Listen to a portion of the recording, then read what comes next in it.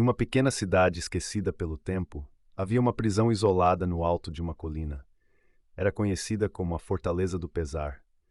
Diziam que as paredes daquela prisão tinham absorvido a dor e o desespero dos condenados ao longo dos anos.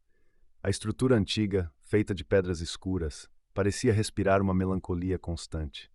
Não havia mais prisioneiros, mas ainda assim algo habitava ali.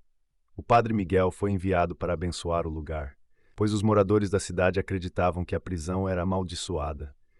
Durante uma tempestade, ele chegou ao portão enferrujado, que se abriu com um rangido que ecoou pela noite. Ao entrar, sentiu um frio intenso que penetrava até os ossos. Seus passos ecoavam nos corredores vazios, onde o silêncio parecia mais pesado que o ar. Enquanto o padre caminhava, começou a ouvir sussurros que vinham das celas abandonadas. Eram vozes baixas, carregadas de sofrimento. Ele parou, tentando distinguir as palavras, mas tudo o que ouviu foram lamentações ininteligíveis. Sentiu um arrepio subir pela espinha, mas decidiu continuar. Afinal, sua missão era acabar com aquele tormento. Ao chegar na cela mais isolada, Miguel viu algo que o fez recuar. Uma figura translúcida, com correntes que se arrastavam pelo chão, estava de pé no canto. Os olhos vazios do espírito o encaravam com um ódio que parecia atravessar a alma. O padre tentou orar, mas sua voz falhou. O espírito começou a murmurar em um tom que misturava raiva e dor, falando sobre traições e injustiças que nunca foram vingadas. Miguel começou a sentir o peso da culpa. As acusações do espírito pareciam cravar em seu coração. As paredes da cela começaram a fechar-se, como se estivessem tentando sufocá-lo. O padre caiu de joelhos, lágrimas escorrendo por seu rosto, enquanto pedia perdão por pecados que nem sabia ter cometido. Ele compreendeu que não estava apenas diante de um espírito vingativo, mas de todos os horrores que aquela prisão havia testemunhado. Em um último ato de desespero, o padre se levantou e correu para fora da cela. As vozes continuavam a persegui-lo pelos corredores, aumentando em volume e intensidade. Quando finalmente conseguiu sair, o portão se fechou com um estrondo ensurdecedor atrás dele.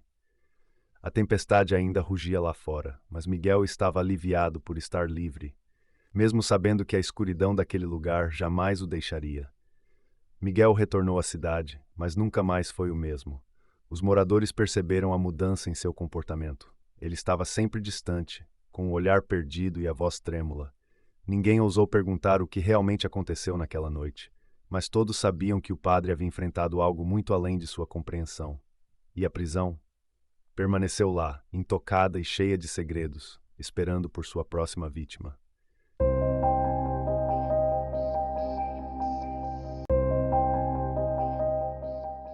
Em uma noite chuvosa, o investigador Marcos recebeu um chamado urgente. Uma prisão abandonada, localizada no interior de uma floresta densa, estava sendo alvo de rumores sinistros. Guardas relataram ter ouvido gritos, correntes arrastando e visto sombras caminhando pelas celas vazias. Curioso e cético, Marcos decidiu investigar pessoalmente. Ao chegar, foi recebido por uma sensação gélida e opressiva. A antiga prisão, cercada por muros altos e enferrujados, parecia respirar maldade. A chuva batia incessante, enquanto ele atravessava os portões enferrujados que rangiam, como se gritassem para que ele fosse embora. Dentro da prisão, o silêncio era ensurdecedor. As paredes úmidas e cobertas de musgo pareciam sussurrar segredos esquecidos. Ao avançar pelos corredores estreitos, Marcos sentiu uma presença que o observava. Ele tentou ignorar, mas o desconforto crescia a cada passo. De repente, uma porta de cela bateu com força, ecoando pelo corredor vazio. O investigador iluminou o caminho com sua lanterna, mas não havia ninguém ali. Seus instintos lhe diziam para fugir, mas a curiosidade o manteve firme. Ele seguiu em frente, mesmo com o coração acelerado e o suor frio escorrendo pelas têmporas. No fundo do corredor, Marcos encontrou uma cela isolada, onde um padre havia sido mantido prisioneiro décadas atrás. A história dizia que ele foi acusado injustamente de heresia e morreu ali, amaldiçoando todos que ousassem entrar naquele lugar. Ao olhar pela grade enferrujada, Marcos viu algo que gelou seu sangue. Uma figura espectral, vestida com uma batina rasgada, estava ajoelhada no canto da cela, rezando em um sussurro perturbador. O fantasma do padre ergueu lentamente a cabeça, revelando um rosto pálido e olhos vazios. "Você não deveria estar aqui", murmurou a aparição, antes de desaparecer em uma névoa fria. Assustado, mas determinado a entender o que estava acontecendo, Marcos vasculhou os arquivos da prisão e descobriu que o padre havia sido torturado até a morte. Sua ira e desespero criaram uma maldição, aprisionando sua alma naquele local. Aqueles que se atreviam a entrar eram confrontados com os horrores que ele havia sofrido. De repente, as luzes falharam e a escuridão tomou conta do local. Marcos ouviu passos arrastados e uma risada macabra que ecoava pelos corredores. Ele tentou correr, mas foi como se a prisão estivesse viva, puxando-o para dentro de suas entranhas. Desesperado, Marcos correu até a saída, mas os portões estavam fechados. As sombras ao redor se aproximavam, sussurrando seu nome. Em um último esforço, ele rezou em voz alta, pedindo perdão pelo que o padre havia sofrido. As sombras hesitaram e o portão abriu com um estrondo. Marcos fugiu para a chuva, sentindo a prisão atrás dele, observando-o com ódio. Ele jurou nunca mais voltar, mas sabia que a maldição do padre continuaria, aguardando a próxima vítima.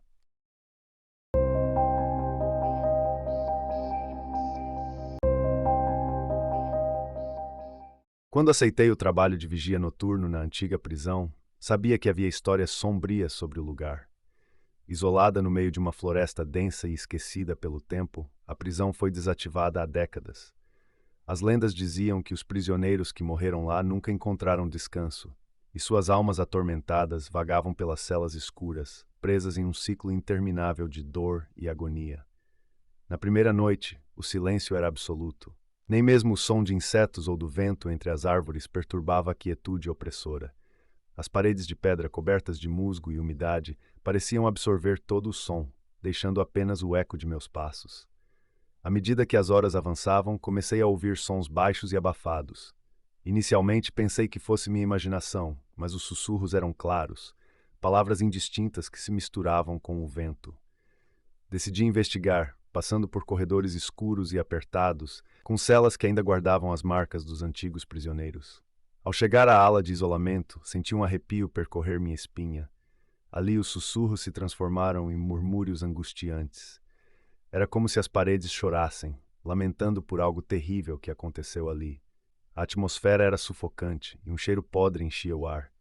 Meus instintos gritavam para eu sair, mas algo mais poderoso me forçava a ficar. Foi quando vi a primeira sombra. Alta, magra, deformada. Ela se movia lentamente pelo corredor, quase flutuando. Tentei seguir, mas minhas pernas tremiam e a lanterna piscava. A sombra parou diante de uma cela específica e desapareceu. A cela estava aberta e, ao olhar para dentro, vi o que parecia ser um esqueleto, encolhido em um canto, com as mãos cobrindo o rosto, como se tivesse morrido de medo. Os murmúrios tornaram-se gritos. As vozes se misturavam, criando um coro de dor e desespero. Eu queria correr, mas algo me puxava para dentro da cela.